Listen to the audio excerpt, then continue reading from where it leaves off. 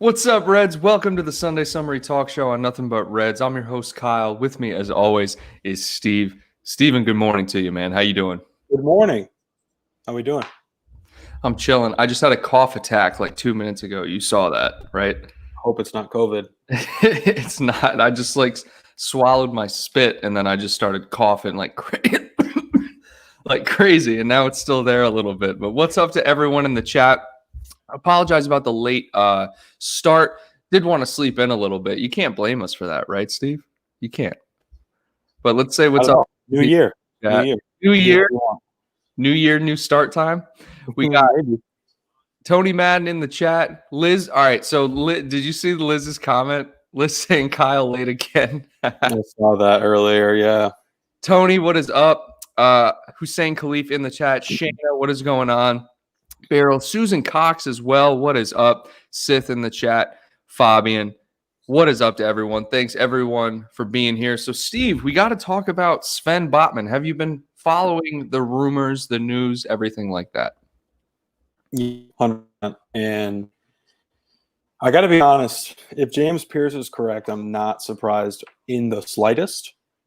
It didn't seem to make sense for us to spend 20 or 25 million, 15 million on a guy that may not be ready to play in the Premier League on a week in, week out. Yeah, and he said, this is what Steve's referring to, guys. No talks over a deal for Sven Botman. Liverpool not considering a move for him. Sounds like someone is trying to drive up the price interest in the Lille defender. Now, Steve, I'm not going to say, I'm not going to say this happened before, but didn't James Pierce come out and say that we're not interested in Thiago? That is true. He's also said that we weren't interested in other players that we've ended up getting. But at the end of the day, he's not pulling this out of thin air, right? He's going with the best possible information from the most reliable sources that he has, which are way more reliable than anything we have. Yeah. Every time he makes a report, right? So these guys can be wrong, but I don't doubt that right now the information that he has is that Botman's not coming to Liverpool. So I see what you're saying, right? I also see the side of the coin that James Pierce consistently says, and I saw Sith said it here as well. I think it was Sith that said, if James Pierce said it isn't happening, then the announcement is next week, which I agree with. I mean, I feel like James Pierce comes out after all the rumors are linking players with us, and then he'll say there's no interest, Liverpool are not interested, and then the player just signs for us. But to your point that you always say, James Pierce is the Bible, and I think I trust James Pierce. Yeah, I do. If things change, I think he'll let us know. Yeah. One thing I do want to bring up, and someone said it here as well, I think Sven Botman's skill level is the type of skill level that we should be signing. And what I mean by this is we shouldn't be going after Upamecano or a Skriniar or something like that. A player, a player that is going to demand to start and should start every game. If we're going to get a defender, it's going to be a defender that's going to be able to cover that position and a defender that's going to be able to get better over time and has not even reached their peak yet. You know what I mean, Steve? Yeah, no, I get that, but I'm not sure that I agree with it. So what are you thinking? Do you think that any of those other guys that we bring in would demand to start? That's part one of the question. And then number two would be, don't we need someone that's ready and would demand to start every match? We don't need another guy that's at the same stage in their development as, you could argue, Nathaniel Phillips. You could argue a Reece Williams. Yes, this guy has started pretty much every game for Lille this year. They're number 2 in the table, I think. They're having a very good season. But it's the French league. So, Reece Williams has played some massive games in the Champions League. Nathaniel Phillips has put up some 9 out of 10 performances in the Premier League. What's to say that he's that much better than them? Do we need another player that maybe isn't at their peak today? Do we need another project just to save a few, 10, 20 million? I don't know. There's no exact number we can put on that, but I think we need somebody that's ready. Is this guy ready? I would vote no. I'm not sure. What are your thoughts on that? I think you bring up some good points. I think what I'm going to say is you look at we still have our three best defenders. Wow, that's crazy. Three best defenders are injured, right? Matip is going to be back before Gomez. Gomez will most likely be back before Van Dijk. I've heard people saying that Van Dijk is going to come back next month. It's just not happening, people. That's just not how the injury timeline works. But we still have those guys. Okay, Steve. So what I mean by he's not going to demand a start, Van Dijk and Gomez are going to be back eventually. If you bring in a guy who's a first-team player and then he's starting consistently because of the injuries, and then Van Dijk and Gomez come back, you have to throw them in the starting lineup. What are you going to do with this guy? What are you going to do with the Skriniar? What are you going to do with an Upamecano? You know what I mean? Does that make sense? So that's my point with that argument. But in terms of a guy that's going to come in and should play because of the injuries, like you said, is Sven Botman ready? I don't know. I really don't know. I watched some highlights of him. He seems like he commits to tackles way too often. He seems like he is out of control at times. He seems like he's good at distributing the ball. He's massive. He's 6'4". Statistically, he's very similar to Pierce Schurz. I think I'm saying that first name right. And I also compared him to Virgil van Dijk, and he's also very similar to Van Dijk. In fact, this past season, although Van Dijk only played 5 games, he statistically is better than Van Dijk. So I don't want to get ahead of myself with that. But he, like you said, he's also playing in the French league. So, and another thing I want to address, I know we showed this at the beginning of the show. You'll see James Pearce, no talks over deal for Sven Botman. However, James Pearce did follow the agency, Moy Monero. If you guys didn't know, his Sven Botman's agency is Moy Monero. And there was also the picture that Sven Botman shared on his Instagram where he was at the office, right? And what do you think about that, Steve? Do you follow the social media stuff where like a player will like someone's post and they're like, oh, he's automatically coming? Yeah, I don't care about that stuff. You don't think there's any like credibility to it? I mean, maybe, but like James Pearce said, it could just be like a ploy for, driving up value, driving up price, something to that effect. I think like if we bring this guy in, I think a lot of Liverpool fans will be happy because we made a move. But I think we need, and we could be wrong about this because this guy could come in and be incredible, especially under Klopp. There's no one that's going to develop a player like he does. But I would feel a bit let down to be fair. If we brought this guy in, if this is the move that we've been waiting for months, and then we bring in someone that no one even had on their radar 2 weeks ago or whatever it was, I feel like we should bring in someone who's more ready, who we are positive is ready to play in the Premier League, as positive as you can be, week in, week out. I'm just going to say this. All right. And I know you agree with it, with the exception of Alisson and Van Dijk. Fabinho wasn't on anyone's radar. Salah wasn't on anyone's radar. Mane wasn't on anyone's radar. We knew that Klopp admired him from his days at Salzburg or Leipzig, wherever he played. All right. Jota on no one's radar. We were linked with Sarr and Ousmane Dembele. Those were the two guys that we were like, we're probably going to get them. Next thing you know, Jota's signing. Like, what? I didn't know that. Same thing with Fabinho. So I think that argument can be made. Liverpool's business model, and we've talked about this before, and I actually miss talking about it. Their business model is going after these guys that fit their analytics. They're very heavy into performance analytics. And it seems like this guy, Sven Botman, is on their radar, dude. Hey, I trust in any move they make, but on the surface, it's just not. I'm not excited about it. Now that could change, right? Of course, that could change. Even when we signed Jota, I was like, oh. But of course, look what's happened with him. That's what I'm saying. It's like no one's eye was on Jota, and everyone in the chat, they're kind of a lot of people have faith in Klopp. People are talking about different players as well. James Pearce, no interest. Yeah. So everyone is kind of thinking the same thing. It's just interesting, dude. It's just interesting that James Pearce would come out and blatantly say this, and I'll show it to everyone who's just tuning in. Like, he would blatantly come out and say this after all the links, after all the strong links. And it's funny because literally all the accounts that are like Liverpool transfer accounts, the last 48 hours have just been Sven Botman, Sven Botman, Sven Botman. James Pearce comes out and just drops a bomb on everyone saying there's no links. There's no news. Well, a lot of these pages don't have any sources. Well, no. They just see what they say and then repost it.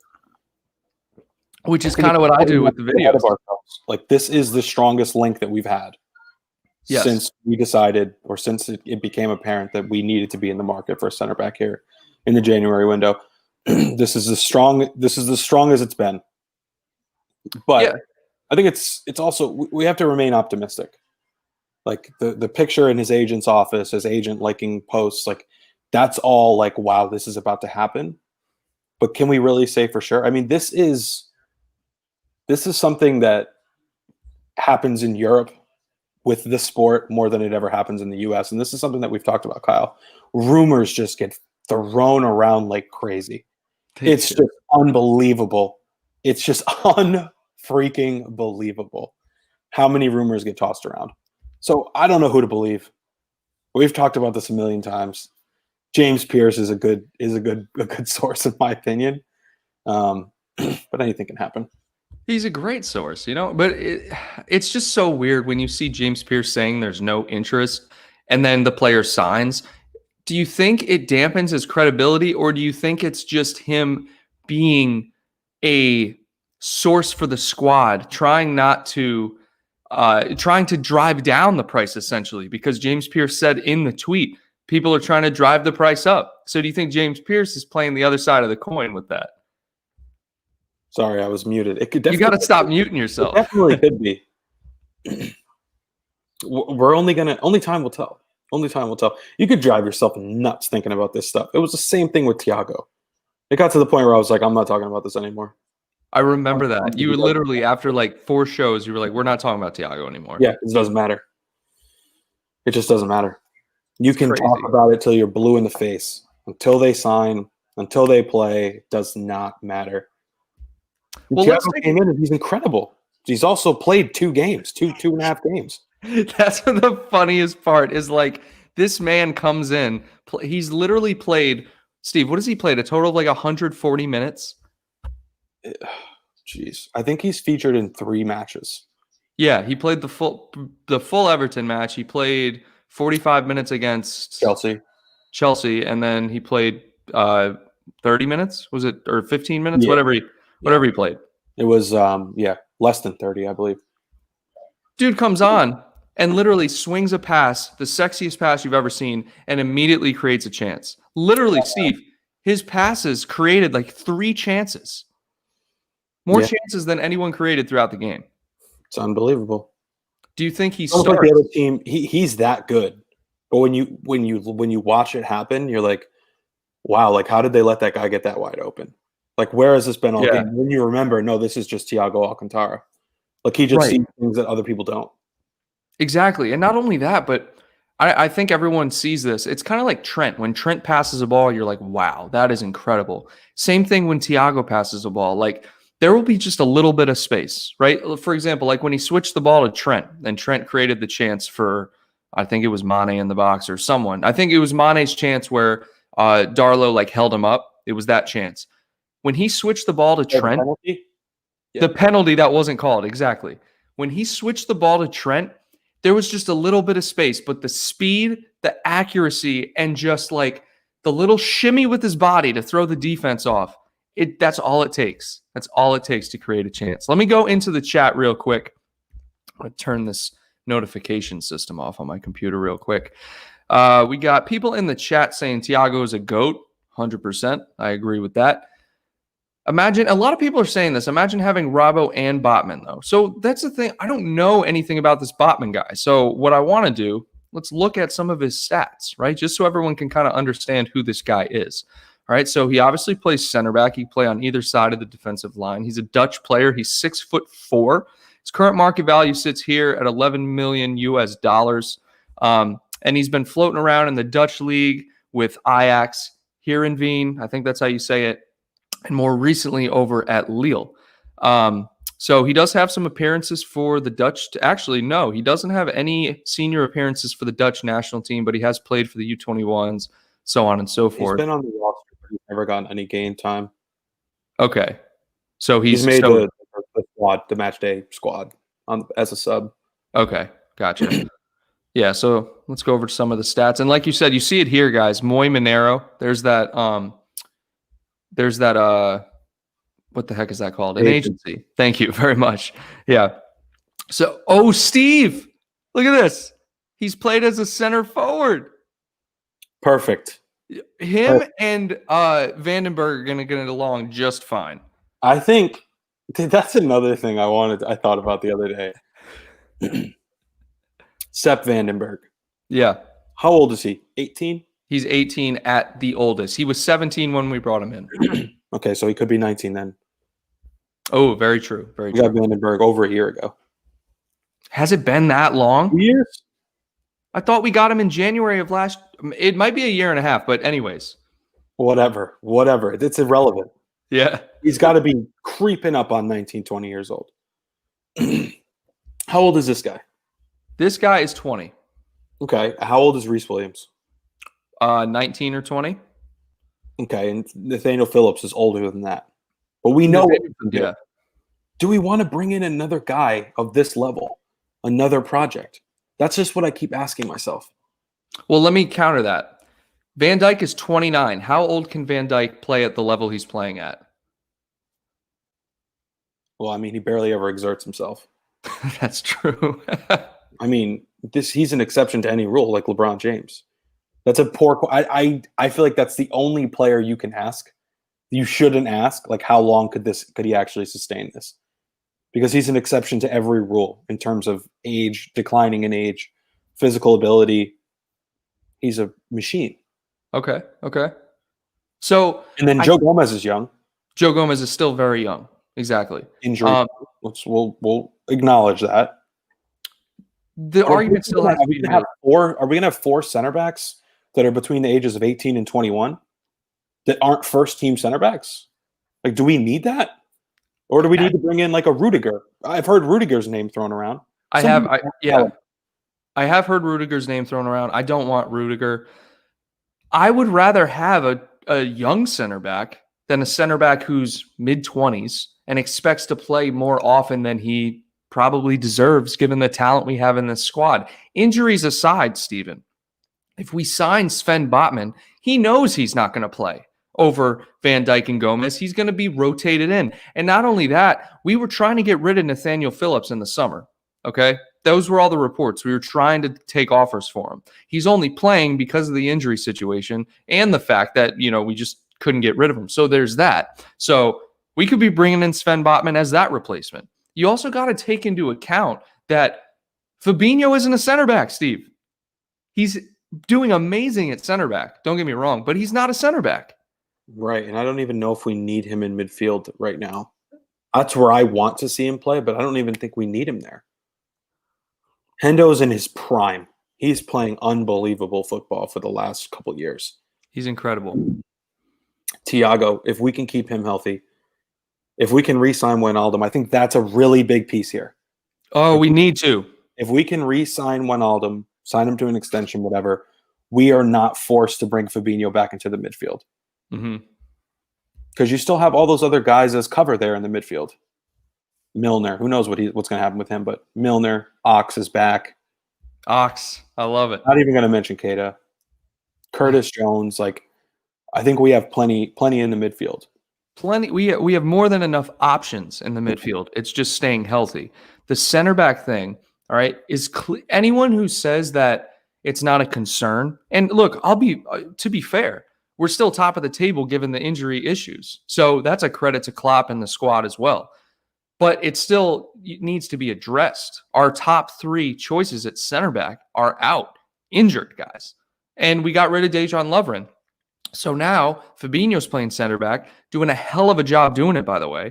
And we got Nat Phillips and Reece Williams filling in when they can. Both doing great jobs, I must say. But that doesn't change the fact that at the end of the day, you're playing Fabinho and our guy Nat Phillips or Reece Williams at center back. And I just think that bringing in someone else who can cover until these guys come back. And then in the future, when we get rid of, Nat Phillips or whoever we get rid of, can fill in as that guy. That's just what I think about it. Why would we get rid of Nat Phillips, though? After this season, there's no reason we would get rid of him. The only reason I bring that up is because he was linked with a move to like Bradford City, and we were trying to get rid of him because, Steve, he's 23, right? He might be coming up on 24. I think he deserves to play every week. I mean, he probably doesn't make much money from us. No. Probably not. Doesn't have much of a value in the market either. Right. And not You're value. Right. The only point is, okay, maybe he deserves to play more than he plays here. Mm-hmm. I get that. I'm a big proponent of letting somebody go so they can play as a professional, to not work hard week in, week out, and then, just sit on the bench. I get that. I just don't know if we need to bring in another guy of that caliber. And Sven Botman could be of that caliber. Okay. Let's go to the chat. I haven't read too many chats today. Shane Buckley saying, get rid of Joe Gomez and Joel Matip in the summer, injury prone. I don't agree with getting rid of Joe Gomez at all. Not at all. Neither of them. Neither of them really. Matip get rid of Gomez because of the injuries. I don't know what he's making, but if Gomez is healthy, I have no problem with him and Matip rotating in and out with each other, swapping in and out with each other in order to help them hopefully stay fit. Well, I agree, 100%. Nathan Brooks saying Rudiger is injury prone. Yeah, no, I don't want him. Jordan Phillips, just for the record, saying that LeBron is a Liverpool fan. He is. He's a hardcore investor in Liverpool as well. Yep. And we just got word that Sepp Vandenberg is 19. Okay. Yep. Tony Madden saying, I think Klopp will keep faith in the young lads like Williams and Phillips instead of bringing someone new at this stage of the season. Hey, I'm not putting it past Klopp either, Stephen. I've also seen reports saying that there's going to be no departures in the January transfer window, and there might not be any acquisitions. I don't put it past Klopp to go with the squad he has. He's already shown faith in them, right?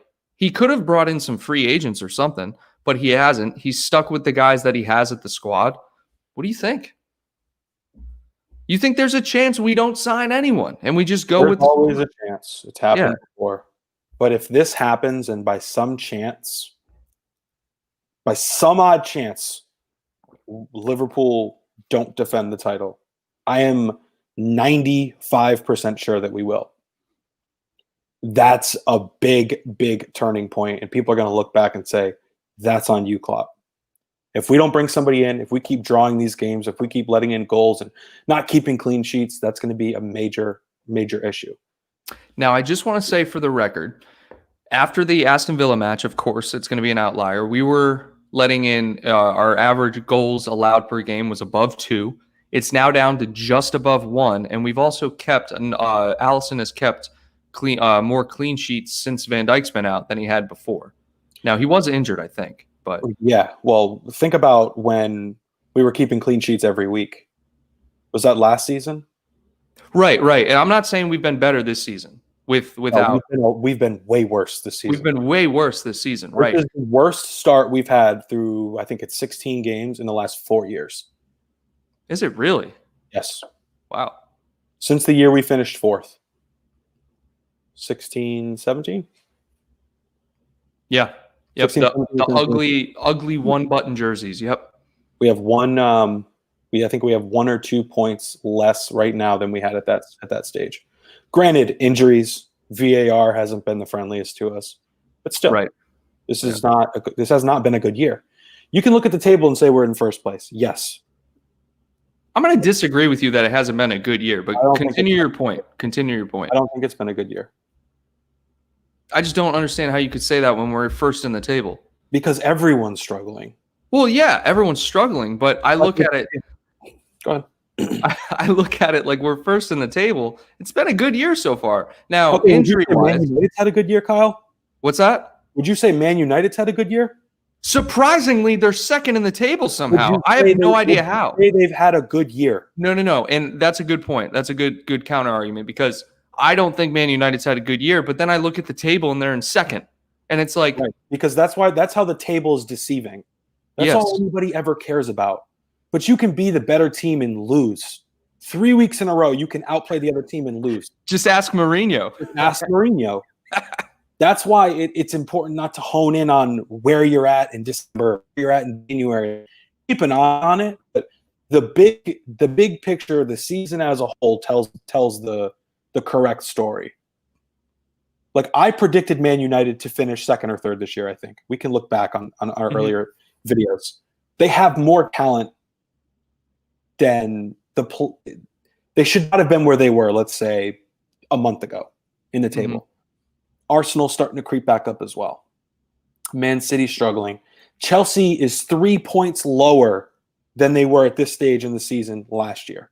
And they spent how much money this summer? Don't even get me started on Chelsea. Ole was on the hot seat 3 weeks ago. People were calling Ole out. Bring in a new manager for Man United. Pochettino, bring him in. Now they're number 2. They have not had a good year. The fact that they're right there neck and neck with us is evident that we haven't had a good year either. We're falling back into the same trap of drawing games. And a draw is better than a loss any day. Don't get me wrong. I am glad to be top of the league, but I'm not surprised. And we should have widened the gap these last 2 games. Yeah, and this kind of goes to what I was saying yesterday when I did a show with Craig, is that we've set a standard. This team has set a standard of expected play, and it's completely understandable that fans expect a certain level of play. And so far this season, like you said, the games we would normally grind out and get results, we're drawing. And something is to be said for that. But I just want to say, quick thank you to everyone in the chat. We have 67 people in the chat. Thanks to everyone who is coming over from Anfield Agenda, as well as our normal people in the chat. Jordan Phillips, Patty Stewart, Tony Madden, Liz Golden, Richard, everyone. Thank you guys for joining. If you're new, make sure you hit that subscribe button. Hit the thumbs up button if you enjoyed the stream. Help YouTube push the stream out to more Liverpool fans. And don't forget, guys, we'll be live over on Anfield Agenda at 10:30 a.m. Our time, which will be 3:30 a.m. UK time over there for the Nothing But Reds agenda. And then don't forget to tune into, I believe it's Mundo Sporto after, to watch Craig's live stream with Chelsea and Man City. Should be a good time. But be a good Steve, game. Should be a great game. I'm excited to watch it. I just want to look at this guy Sven Botman stats, okay? Right. So you'll see here 17 appearances, okay? And this is just a summary of what he has, okay? I want to go to his defensive stats real quick. I was comparing him, like I said, to Pierre Schurz and Virgil van Dijk. Okay, they're virtually the same, so I'm not going to show you guys those stats. But in 17 appearances, he's averaging 1.2 tackles per 90, 2 interceptions per 90. Okay, 2.9 clearances, 0.2 successful dribbles, 0.5 blocks. Okay, with an average rating of 7.13, and that is higher than Virgil van Dijk's rating in the games he's played this season. Now, one thing I do want to say in the highlights I was watching, I mentioned this earlier, is that he does go to ground super easily. However, he can dribble like Matip into the opposition's final third and make a quick outlet pass to get something going. He has that ability. In the highlights that I've watched, he just seems very raw. He seems extremely raw, and that's to be expected with a player of his age. But if you go to offensively, no goals or assists. He does have 1 assist in the Europa League. Key passes, 0.2. This goes back to what I was talking about. He can play the long ball. In his highlights, he can play the long ball, the long diagonal pass, and nothing else too much, same rating. And then this goes back to the passing. So his passing percentage is pretty good, 86.5% in League Europa League, 83. Average passes per game, 67. And like I said, key passes, 0.2. 3.8 long balls. So he does play the long ball, Steve. So just based on the stats, these could be skewing our view of him, but just based on the stats, it seems like he could fit into the system we have. But this just goes back to what I was saying, and I just want to get your final thoughts on this before we move on to the Southampton match. 1, do you think we bring him in? Or anyone for that matter, if you want to go in that direction with the answer. And 2, is this the guy you want, or do you have someone else in mind? Such a tough question to answer. Well, while you think about it, I just want to give a shout out to Philip Hunt. We got a super chat from Philip Hunt saying, these last 2 games were supposed to help us widen the gap. We've now let all the teams breathe down our necks. Must sign new players to win again. Thank you very much for the super chat. This is exactly what I've said.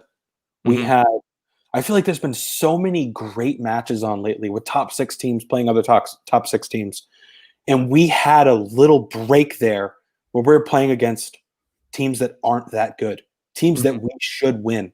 Home or away, doesn't matter. We had a chance here to widen the gap.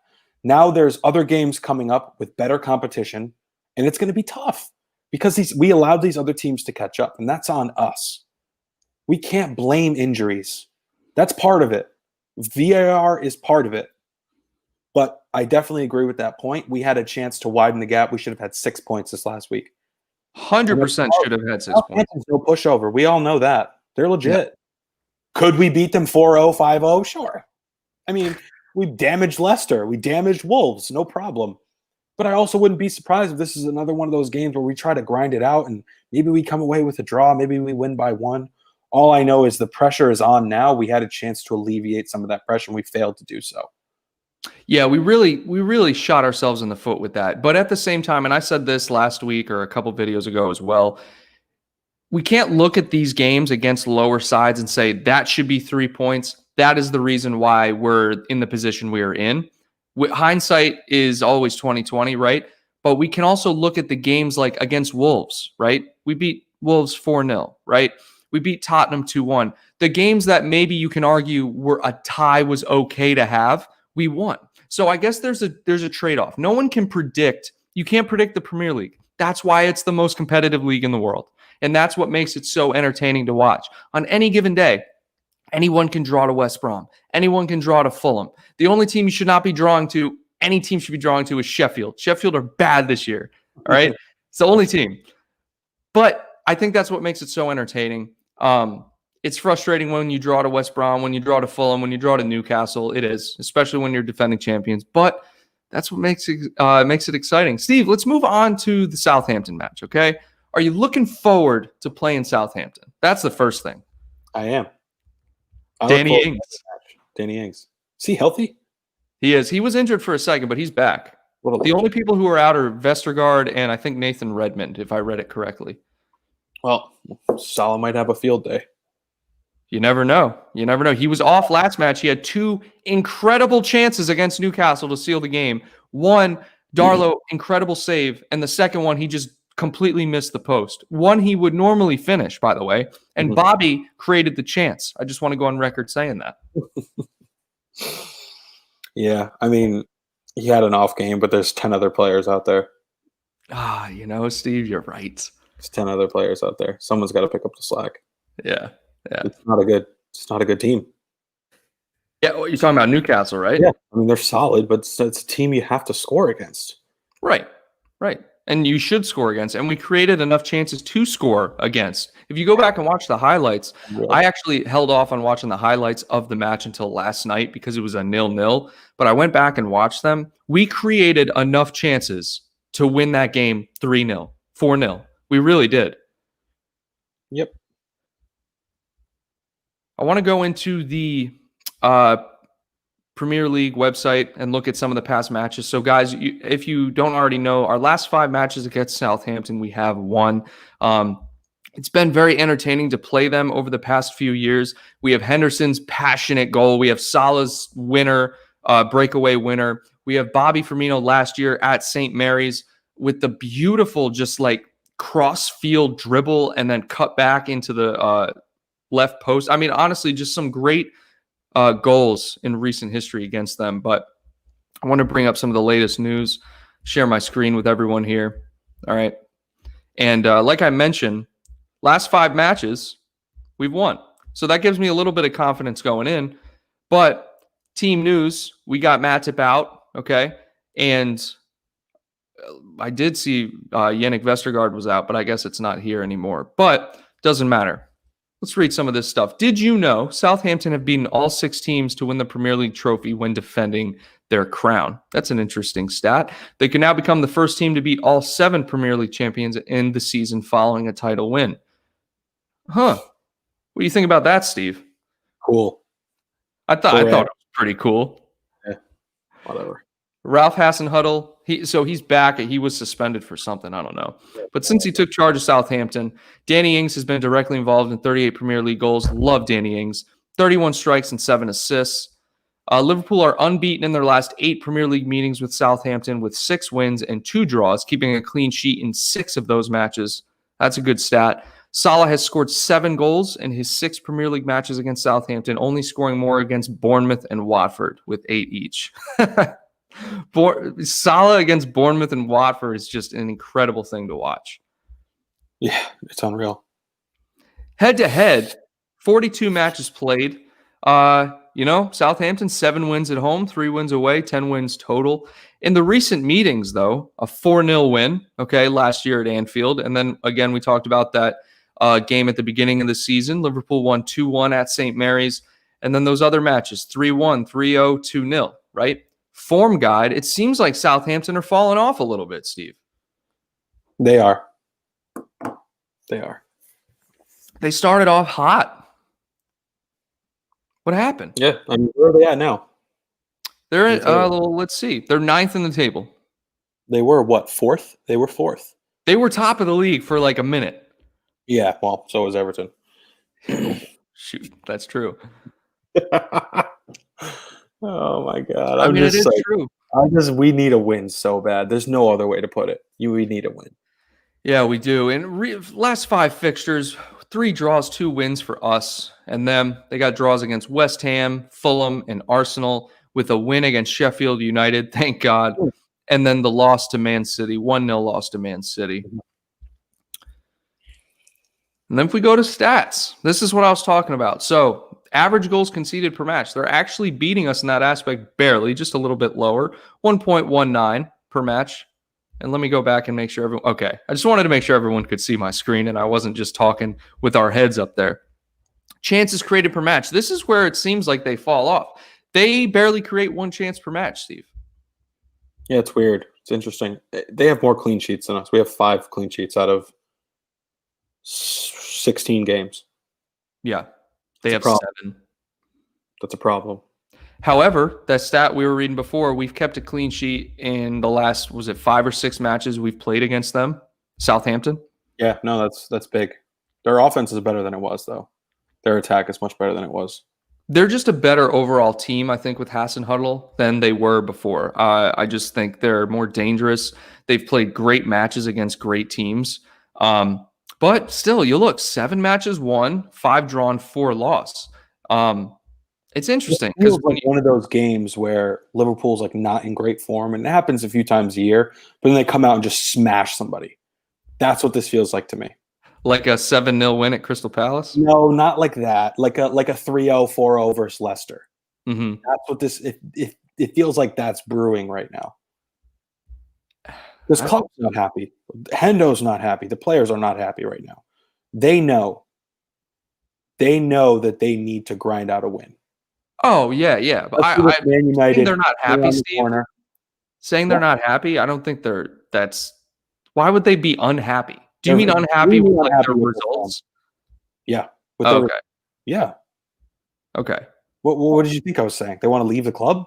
Well, that's what you made it sound like. No, they're very unhappy with the results. The poor results. You can say, yeah, a draw is better than a loss. Of course it is. But you got to beat these teams. And we have Man United next. I know. Southampton.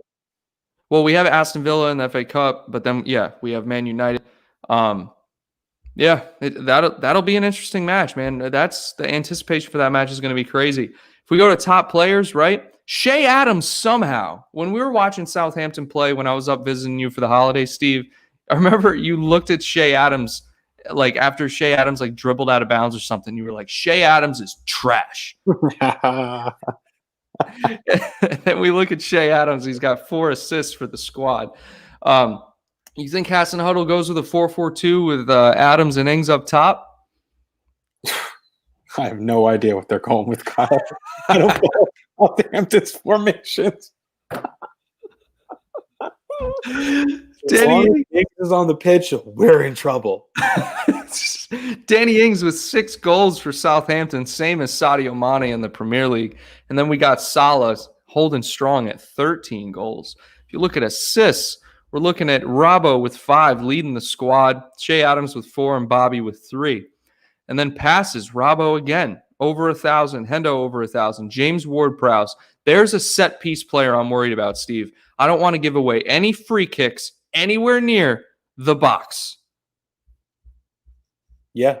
If I see one free kick given away, I'm going to scream because this guy, James Ward-Prowse, can kick it with the best of them.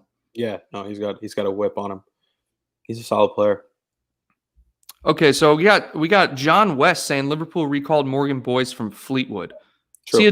Is he a defender? I don't know who Morgan Boyce is. He must. I don't know who he is either. I just saw that we recalled him. Okay. I don't even think it matters. Yeah. Well, I mean, it could be for a number of reasons. It could be injuries. It could just be they weren't getting enough time at Fleetwood. It could be a bunch of stuff. It's a bunch of different reasons to recall people from loan. John West. So I just wanted to bring this up. John West saying, so we're not in for Botman. I think we still are. James Pearce in the past has literally said we're not in for this player, and then boom, a week later we sign him. So we don't know anything. We never do. Never know. We never know anything. Let's go back to this match preview. All right. Want to go back to the squads. Okay. They're going to be starting McCarthy in goal. All right. Walker Peters or Bertrand at that right back spot. Yannick Vestergaard, I read that he was out, but apparently he's back. Jack Stevens, Salisu, their new signing. And then Jan Bednarek, good Polish signing. All right.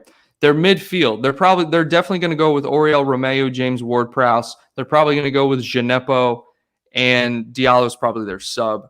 They have good talent, but it's not like I look at this team and I'm like, they're so good that we need to watch out. Who I'm worried about is this guy right here, this legend,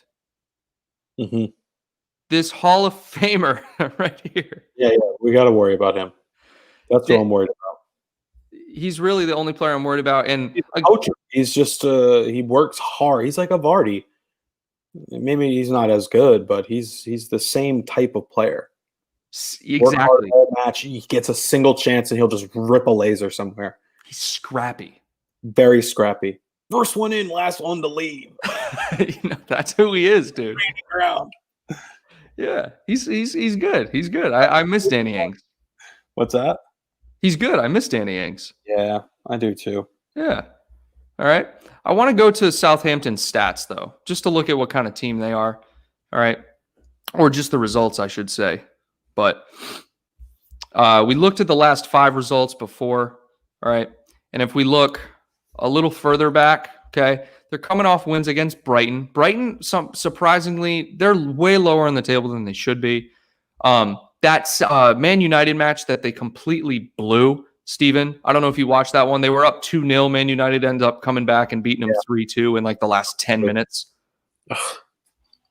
That was the most frustrating match I think I watched because Southampton played way better than them in that game.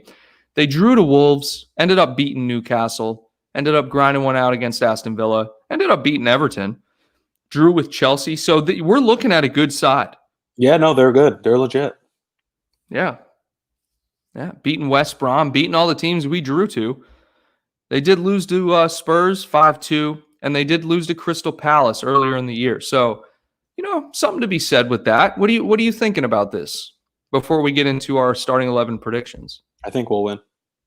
No question. You think we'll win? No question. We have to. Well, first, we have to win. Everyone can agree. We have to win. We'll win because we have to. Okay. Yep. All right. Hey, guys, lineup predictions in the chat, score predictions as well. Just want to say again, thank you, everyone, for being here. We broke over 70 people watching the stream. Hit that thumbs up button if you enjoy the stream, and hit the subscribe button as well. Don't forget to check us out at 10:30 over on Anfield Agenda. The Nothing But Reds Agenda should be a fun time, Steve. Yeah, no, looking forward to that show as well. Lineup predictions? Do it. Okay. Anyone not fit that I don't know about? Keita. Oh, that's weird. Keita's not fit? Keita, Matip, all the usual suspects. Never would have guessed it. Okay. God. Thiago. You're Gini. giving Thiago the start? Yes. Yes. 100%. You're not worried that he's going to re-injure something? You don't ease him back in with maybe a second half cameo? Second half cameo makes more sense, but you're asking me what I want. Okay. I Fair. want him there the whole game. So do I. I want Thiago. I want Gini. I want Hendo. Back four, Phillips, Fabinho, Trent Robbo, Kelleher. Kelleher? Oh, no. No, Allison. I wouldn't be mad about it, honestly. And front three. I agree with that 100%. If it's not Thiago, it's Jones, and Thiago comes on second half. That's what I think is more likely. But then again, it's Klopp. Why? It makes sense that Klopp would start Thiago in a game that's a must-win. I think Klopp was he wasn't expecting draws with West Brom and Newcastle, and maybe that pushes him in a direction where he feels like he has to start Thiago. But who knows? We got people in the chat. Arnika Cash, score prediction, 3-0. Marshall saying 2-0 Liverpool. Carly Lito, 2-0. Jegsters, 2-0. Liz Golden, 4-1. Liz Golden is very confident, 4-1, consistent 4-1, consistent 3-1s. I like Liz Golden's confidence. Yeah, I don't think we should bank on a clean sheet. The odds are stacked against us for that. Yeah. I'm going to go 3-1. 3-1. Okay. I haven't 3-1. been in a while. Allison, Fabinho, Nat. Oh, Ox. Forgot about Ox. Ox, Thiago, Hendo. That'd be an interesting starting midfield. Ox, Thiago, Hendo, Salah, Bobby, Mane. Do you think Ox gets the start ahead of Curtis Jones, and then our boy Thiago subbed on for Ox or for Hendo? I like Curtis.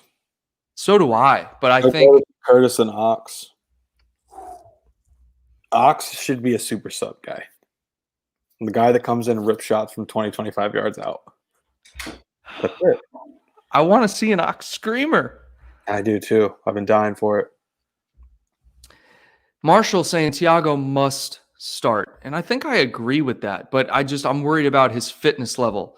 We got a 0-0 coming in from Jim. Seek Chan with a 1-0.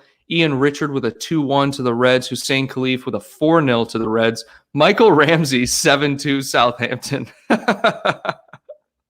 All right. That's pretty funny. But I'm going to go the midfield is always the toughest thing for me. I also think Reece Williams starts instead of Nat Phillips. Okay. I'm going to go Reece Williams with Fab. We're going to go Robbo, Trent, Allison at the back. Midfield, I'm going Hendo, Wijnaldum, Ox. That's the midfield I'm going with. I think Jones gets a rest. Not that he needs it, but I just think he does. And then our standard front three. Liz Golden going with an Ox, Hendo, Genie midfield. This is very likely, Steve. Likely? Yeah, I think this is very likely. More so than Jones or Thiago? More so than Thiago. Maybe not more so than Jones, just given recent. To your original point, I mean, if Thiago's not ready for a start, then why would Ox be ready for a start? Because Ox has come on as a sub 2 or 3 times since coming back from injury, and Thiago's come on once. Great point. I mean, I don't know. Twice. That's valid. Okay. That's just curious. Tony Madden, Allison, Trent Williams, Fabinho, Robertson, Wijnaldum, Hendo, Keita. Is Keita healthy? No, Keita, no. Tony, maybe he's fit, but I don't want to see him personally. God. I mean, if he's fit, I would love to see Keita, to be honest. I just was under the impression that he wasn't fit. But it only said that Matip was injured, along with Gomez and Van Dijk out for the long term. Okay. Carly Lito, if Thiago starts, he will break the defense when they try to sit back. I don't think Southampton are going to try to sit back. I think they'll try to play open. No, I think if we have Thiago, they're going to have to sit back. You think so? Yeah. I think that they have no choice at that point. Jim A going, teams have figured out how to play us with all our injuries. They overload the fullbacks and their service. The front three is not as good as before. Need Fabinho. need Fabinho back in the mid somehow, but too many injuries. Yeah, well, that Fabinho is going to be playing at the back until either Gomez or Van Dijk or Matip come back. But yeah, our fullbacks haven't been able to do anything. Robbo still somehow manages to get those assists and get forward, but Trent has been struggling, Steve. Have you been noticing that? Yeah, a little bit. It's really just the crossing. Yeah, it's just like his crosses are god awful lately. It's not even like a dip in form. It's like, well, what are you trying to put these crappy crosses in? Like, they're not even close. They're not good. Like, bad. Like, Klopp's just got to be like, dude, wake up. What are you doing? It's since he came back from injury, they're just not good. He has great passes. Don't get me wrong, his passes are fine, but his crosses are just flat out trash. Yeah, it's crazy, dude. So, do you have a score prediction, Steve? Did you already say it? 3-1. 3-1.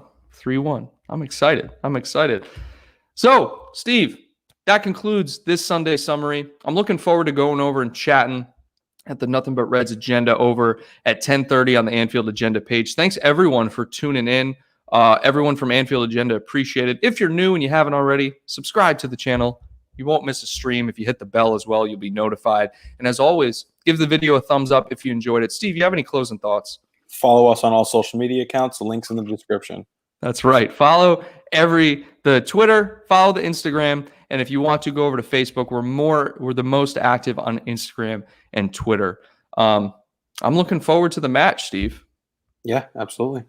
All right, guys, we'll see everyone at 10:30 or 3:30 UK time over on the Anfield